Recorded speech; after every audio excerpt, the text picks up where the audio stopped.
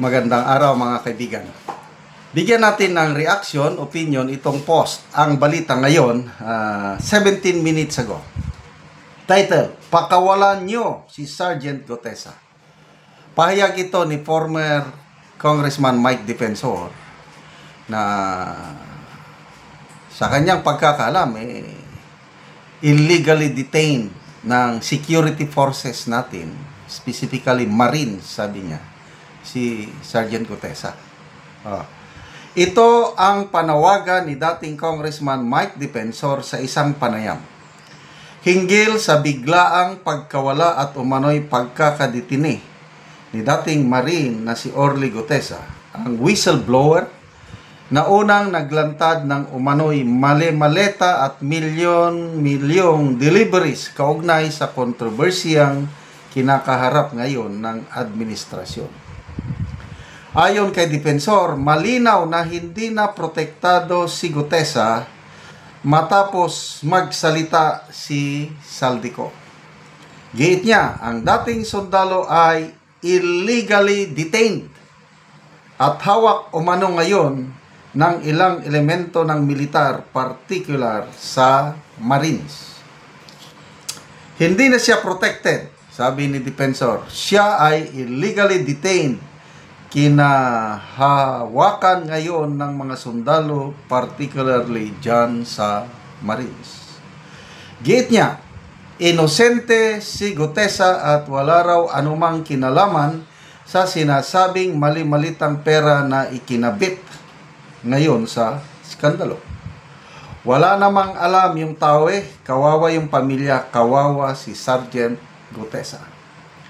Sa kanyang panawagan, sinabi ni Defensor na hindi dapat idamay ang dating sundalo dahil wala itong interes or benepisyo sa operasyon.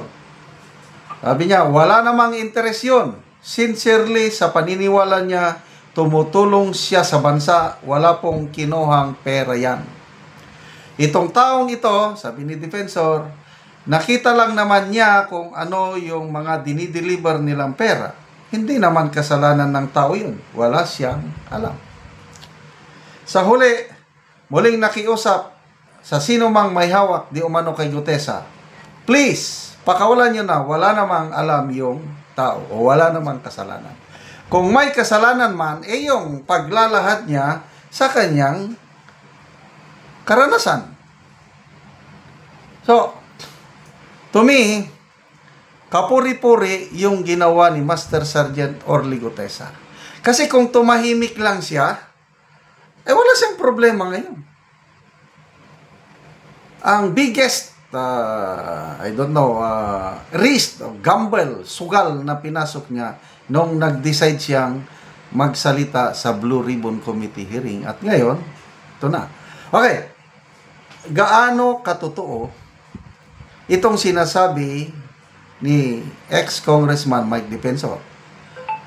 Ito ang analysis ko, opinion ka. Unang nagsalita si Senator Amy. Sabi ni Senator Amy, babaliktad ang mga testigo.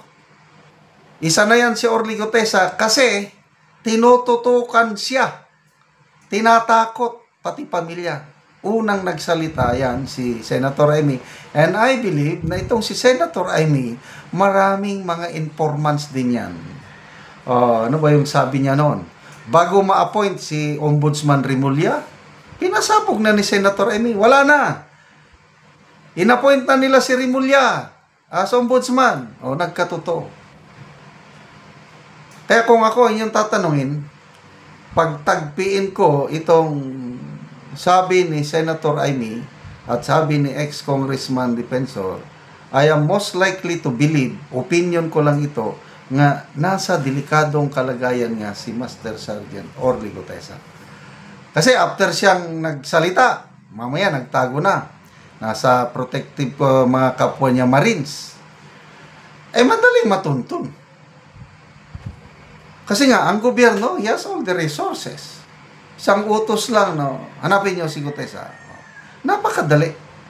Habang nandito ka sa Pilipinas. So baka yung mga pinagkatiwalaan niyang Marines na parang tumulong sa kanya, may contact pala doon sa, alam mo na, yung mga loyal sa, pinabulaanan ng Philippine Marines Commandant na wala sa kanila si Orly Gutesa. So, I don't know sino ang nagsasabi ng totoo. Kaya lang, sa ngayon, kung hindi sana nagsalita si Saldico, malaking pabor sa administrasyon kung biglang lalantad si Gutesa, sabi niya na hindi totoo yung mga sinabi ko. Pwedeng mangyari yun. Ulitin na to ulitin ko. Wala pang Saldico na videos. Biglang mag-appear si Saldico sa Blue Ribbon. Sasabihin niya na manumpa, sworn statement, pirmado na ng tunay abogado, sasabihin niya na, pasensya na kayo, pinilit lang ako ni Senator Marcoleta, pinilit lang ako ni ex-congressman defensor na magsabi yon, mga mali-malita, ba't hindi totoo yun? So, nabaliktad na. Baliktad na. Ngayon, hindi na pwede. Kasi naunahan sila ni Saldico. Kahit babaliktad pa si Gutesa, wala nang maniniwala sa kanya. Kasi nga, yung principal, si Saldico, nagsabi nga, totoo yung mga sinasabi ni Orly Gutesa. So, there's no use of recantation of testimony ni, wala nang maniniwala doon. Lalo na ngayon na nawawala siya.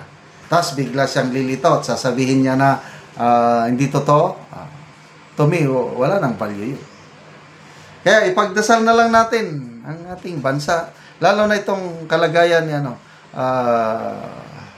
that's part of yung risk sa buhay natin. There are decisions in our lives na you face the consequences. At ito nga, yung ginawa ni Gutesa, to me, it's an heroic act.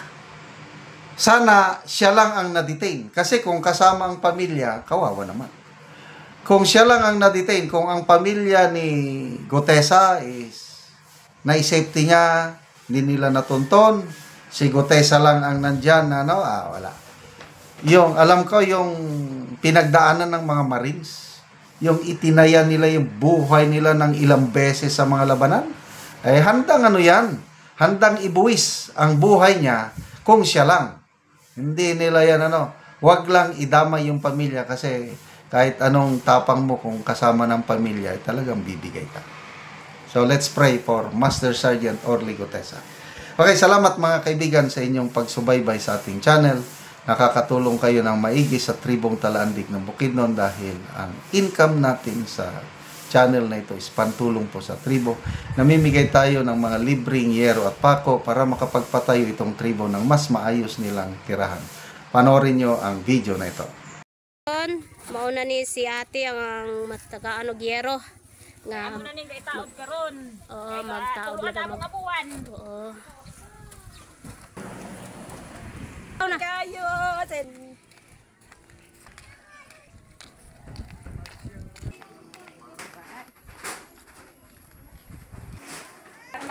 Mauna ni ang atok nila ate nga kuan na kaayo kan kayong pangag sa gusto silang atok. Grabe na gid kayo ang slot na o tuluan na gid kayo sila ate ko ulan.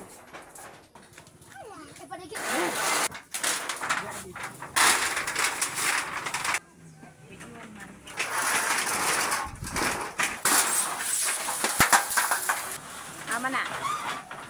Karon sa. So mauna gid ang atok nilang ate nga daw gid kayo. Karon mag-atok na gid si Uncle sa iyang balay. So nagtinabanga gid sila og atok si auntie og Uncle.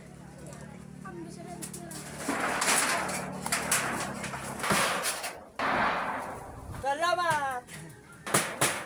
So karon humanag gyud si auntie og Uncle sa pag-atop sa ilang balay.